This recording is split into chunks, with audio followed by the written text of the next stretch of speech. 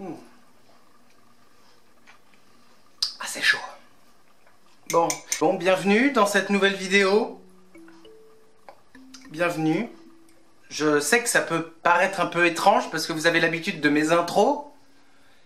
Mais là, j'ai pas vraiment d'idée pour les intros et c'est pas faute d'avoir cherché des idées et non, y a rien qui vient. Pourtant, j'en ai parlé un peu avec vous sur les réseaux sociaux et ah non, j'ai eu beau me creuser la tête quand même pendant des heures, voilà, la page blanche, machin, j'ai essayé de noter des trucs et non, en fait non, j'ai tout, non, non, rien me plaît, donc je sais pas quoi faire comme intro. C'est quand même pas facile de surprendre les gens, de se renouveler un peu à chaque fois. C'est assez bizarre, je sais pas si vous comprenez un peu ce que je veux dire, mais... Première fois qu'Aurélien vit Pyrénées, il la trouvera franchement laide. Ah non, me dites pas que ça recommence. Bah, je crois que vous aurez une intro comme ça, voilà, face cam, normal, totalement blabla, totalement plate, totalement nulle. Ça me fait un peu culpabiliser parce que ouais, j'aime bien surprendre, ouais, j'aime bien surprendre et j'aime pas vraiment la routine. Oh non, stop, non. Oh non. On dit qu'il vacilla quand il parla des feuilles mortes. Oh Paul, Attends, là, je sens que ça va recommencer là. Arrêtez, stop, non. Taisez-vous. T'es supérieur de personne. Je suis un peu désolé, hein, je sais pas vraiment ce qui se passe, mais bon bref, là je suis en train de boire du thé Rooibos de Noël, c'est du thé sans théine, donc moi ça m'arrange parce que comme ça m'évite de dormir un peu plus la nuit, voilà. Non, arrêtez, stop, non, j'ai dit non, on arrête, stop, taisez-vous. Mais c'est pas bientôt fini ce bordel! On aimerait bien baiser tranquille, hein! Vous avez entendu? Le voisin du dessus. Ça veut dire que je suis pas fou. Ça veut dire que ces voix, elles existent autour de moi. Si ça se trouve, ce sont les auteurs derrière moi, là, les livres, ils sont en train de me parler. Ça veut dire que ces voix existent en vrai. Je suis pas fou. Je suis pas fou, j'avais raison. Ces voix sont pas dans ma tête, elles sont derrière moi. Vous les avez entendues. Elles sont derrière moi. Vous les avez entendues, hein. Mais alors ça veut dire que c'est chouette. C'est chouette! J'ai des auteurs chez moi, des vrais! Où est-ce qu'ils sont? Ah non, attends. Charlie! Faut que je te dise un truc. Faut que je te parle. Tu te rappelles, l'autre jour, on a été chez le médecin. Et je t'ai dit que les voix que j'entends, elles sont dans ma tête. Tu te rappelles, je t'avais dit ça l'autre jour. Et tiens-toi bien. Elles sont pas dans ma tête en fait. Elles sont où? Ben elles sont là-bas dans mon bureau. Mais si, les livres là, les Gallimard, les classiques, les folios, elles sont pas dans ma tête. Aujourd'hui, maman est morte. T'as entendu? Ou peut-être hier, je ne sais pas. T'as entendu? T'as pas reconnu la voix d'Albert Camus? Il doit être là, quelque part, je suis sûr, il doit être là, dans le salon, ou dans la cuisine. Mais t'as pas entendu. Mais t'es sûr que ça va? Aujourd'hui, maman est morte. Attends. Ou peut-être hier, je ne sais pas. Là, tu vas pas me dire que là, t'as rien entendu, là. Mais si, il a dit, sa mère, elle est morte, là, elle est morte aujourd'hui, ou hier. Là, t'es en plein délire total avec tes bouquins, tes auteurs. Je sais pas ce que t'es en train de me faire, mais franchement, je pense qu'à un moment donné, il va quand même falloir aller consulter. Tu crois pas? J'entends des voix qui sortent des... Attends. Mais... Albert Camus veut me dire quelque chose à moi en personne. Tu dois prendre ta caméra. Attends. Adoré, ma... Là, Charlie, tu entends? Il doit... J'attends. Je dois... Ta caméra. Je dois faire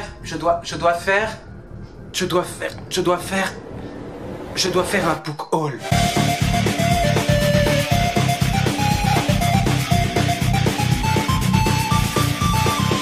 Ah, bon, eh bien, cette vie littéraire, finalement, ce n'est pas si mal, hein. Aurélien Delzo, Madame Diogène, un premier roman. Madame Diogène est seule chez elle dans son appartement pas mal cradingue, hein. Elle se laisse beaucoup aller, donc forcément ça alerte un peu les voisins, ils s'inquiètent, mais Madame Diogène s'en fout totalement. Elle règne en maître dans son appartement et elle observe le monde depuis sa fenêtre, voilà. Jusqu'au jour où elle va sentir que quelque chose va se passer, quelque chose de terrible, on ne sait pas vraiment, et j'adore les romans qui se passent comme ça, les romans qui parlent de la solitude dans une plongée vertigineuse dans la folie. En plus, comme c'est un premier roman, je vais me régaler, ça va être super. Hubert Mingarelli, L'homme qui avait soif. Le roman se passe au Japon dans les années 1940 et plus précisément pendant l'occupation américaine. C'est l'histoire d'Isao qui revient de la montagne avec une soif obsédante et des rêves qui le hantent. Il est à bord du train pour aller voir sa femme qu'il aime de tout son cœur et là, bizarrement, il commet une terrible erreur. Descendu uniquement pour boire pendant un arrêt, le train se remet en marche et là, il se retrouve un petit peu perdu. Isao va essayer tant bien que mal de récupérer ce train, mais forcément, dans ses péripéties, ça va le conduire dans des batailles, des guerres. Il va faire la connaissance d'un jeune soldat troublant qui chante comme ça dans le noir. Ça a l'air vraiment beau et très émouvant à la fois. Léonore de Recondo, point cardinal. Ce livre, je l'entends partout et je me suis dit, mais qu'est-ce qu'il a de si exceptionnel ce livre? Et quand j'ai lu le résumé, j'ai fait... ouais, ah ouais, quand même. Eh bien, sur le parking d'un supermarché dans une petite ville de province, voilà, une femme se démaquille. Bon, jusque-là, franchement, rien de très exceptionnel en soi, mais en fait, cette femme s'appelle Laurent. Laurent est convaincu, il en a la certitude, il est une femme, et l'auteur dans ce roman va nous parler du courage d'être soi, de ce changement de sexe. Là, ça me parle, là, ça me fait vraiment envie, quoi. Deborah Anstall, il y a un robot dans le jardin. Bon, c'est l'histoire de Ben qui n'arrive à rien, ni à garder un job, ni à sauver son couple, ni à vider les poubelles. Un gentil loser, quoi. Jusqu'au jour où il découvre un robot dans son jardin. Bon, il en parle à sa femme, elle ne le croit pas, elle le trouve totalement barré, elle se barre. Ce qui fait que là, nous avons Ben sans emploi, tout seul, livré à lui-même, avec ce robot dans ce jardin. Et là, qu'est-ce qui va se passer ? Je ne sais pas. La réponse se situe là-dedans. Et toujours dans la même maison d'édition, voilà, S'accrocher aux étoiles de Katie Kahn. Comment te dire que une fois que j'aurai terminé ma lecture en cours, je me mettrai dedans direct. C'est l'histoire de deux personnes, un homme et une femme. Ils sont dans l'espace. Ça fait un peu rêver, mais le rêve est de courte durée. Ces deux personnages n'ont que 90 minutes pour tout se dire, parce que dans 90 minutes, ils n'auront plus d'oxygène. C'est un mélange de La La Land et de Gravity. Je sens qu'il va y avoir des mouchoirs humidifiés dans l'air. Ah, là j'entends thriller psychologique. Vous avez dit thriller psychologique? Parfait. Emma Haley, L'oubli. Un premier roman, thriller psychologique, et qui nous parle de la maladie d'Alzheimer. Elisabeth a disparu. Maud ne cesse de retrouver des petits bouts de papier dans ses poches avec ce simple message: Elisabeth a disparu. C'est son écriture. Elle ne se souvient de rien. Elle ne se souvient pas d'avoir écrit ces mots. Alors, que s'est-il passé? Qui est vraiment Elisabeth? Oh, ça sent bon, ça. Oui. Camilla Lagerberg, L'oiseau de mauvais augure, un thriller qui me faisait envie depuis longtemps. Et nous allons suivre l'inspecteur Patrick Enstorm qui est sur les dents. Il voudrait participer davantage aux préparatifs du mariage avec sa femme, mais il n'a pas une seule minute à lui. Une nouvelle émission de télé-réalité un petit peu bizarre vient d'arriver sur la ville et l'émission de télé-réalité commence de plus en plus à déraper et les cadavres se multiplient. C'est gai, c'est fin, ça se mange sans fin. J'ai très hâte de le lire. Et puis d'ailleurs, si vous avez d'autres romans qui se passent sous fond de télé-réalité, n'hésitez pas, allez-y dans les commentaires, faites-vous plaisir. Ensuite, un livre que je découvrais sur le tas, je ne connaissais ni le nom de l'auteur, ni le titre. Quand j'ai lu le résumé, j'ai fait ça va me plaire, ça c'est pour moi. Et peut-être que ça va plaire à certains d'entre vous. Ian McEwan dans une coque de noix. Je vous lis le résumé vite fait, vous allez kiffer. À l'étroit dans le ventre de ma mère, alors qu'il ne reste plus que quelques semaines avant mon entrée dans le monde, je veille, j'entends tout. Un complot se trame contre mon père. Ma mère et son amant veulent se débarrasser de lui. Un crime passionnel doublé d'un fratricide qui me fera peut-être voir le jour en prison, orphelin pour toujours. Je dois les en empêcher. L'histoire se passe dans l'utérus de la mère. C'est le bébé à l'intérieur qui cause. Ça a l'air totalement barré. Et en plus, les premières phrases: me voici donc la tête en bas dans une femme, me demandant à l'intérieur de qui je suis et dans quoi je suis embarqué. Ensuite, un livre très connu que beaucoup de gens ont lu, sauf moi, évidemment. Et quand mon cher petit Malou en a parlé, allez, je le prends, à l'ami qui ne m'a pas sauvé la vie, d'Hervé Guibert. Un classique, ce roman parle du sida, parle d'homosexualité, de mort, de deuil, d'amour, de vie, de... Un livre comme j'aime, un livre qui va, je sais, me bouleverser Charlie, certains d'entre vous, voilà. Je pense qu'on va pas y passer 3 heures là-dessus. Un roman comme celui-là mérite sa place dans un book haul digne de ce nom. Je me suis procuré ensuite Les occupations de Martin Karl. Ça va parler de la guerre, de la Seconde Guerre mondiale. Je suis totalement fasciné par cette époque de l'histoire. Peut-être parce que mes cours d'histoire étaient un peu ennuyants en fait. Donc je me rattrape un peu avec les livres que je trouve qui parlent de la guerre. Tout d'abord, il y a Marcel, qui est un minuscule gratte-papier et qui travaille au service de la censure allemande. Lui, il massacre les œuvres des plus grands écrivains de son temps. Ensuite, il y a Pierre, son petit-fils. Ça va le mener sur les traces de ce passé encombrant, hein. Tu m'étonnes. Quand tu as un passé qui est lié quand même à la Seconde Guerre mondiale, à la censure allemande... Tiens, on comprend que c'est vraiment pas facile à porter. Et entre ces deux personnages-là, quelque chose va se passer. Parce qu'en plus, il y a un mystérieux manuscrit. Ils ne se sont jamais croisés, jamais connus. Qu'est-ce qu'il y a écrit dans ce mystérieux manuscrit? Voilà. Rien que ça, il m'en a pas fallu davantage pour l'acheter. Voilà. Dans ma bibliothèque, j'ai des sagas qui ne sont pas terminées, pour cause, il me manque encore des tomes. Et là, j'ai trouvé le tome 4, le tome 5 et le tome 6 des Chroniques de San Francisco d'Armistice de Maupin. Super content. Maintenant, j'ai la saga en entier. 1, 2, 3, 4, 5, 6.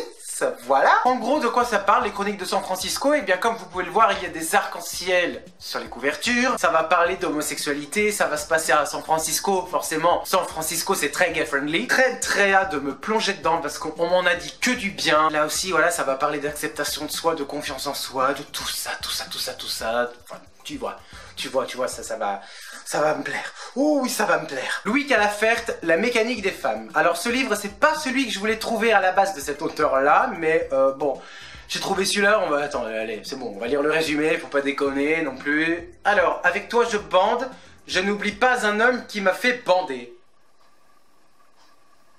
What the fuck?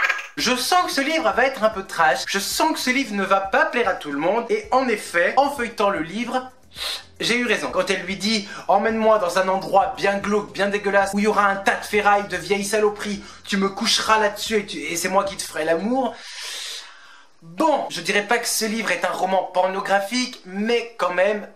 âme sensible, s'abstenir. Mars de Fritz Horn, ce livre je le vois aussi un peu partout et c'est l'histoire d'un fils d'une famille patricienne de Zurich, dans une somptueuse villa au bord d'un lac, voilà, où règne l'entente parfaite, mais où il y a un certain ennui aussi. Et pour cause, non sans humour, l'auteur va nous parler des petits travers de ses parents, enfin.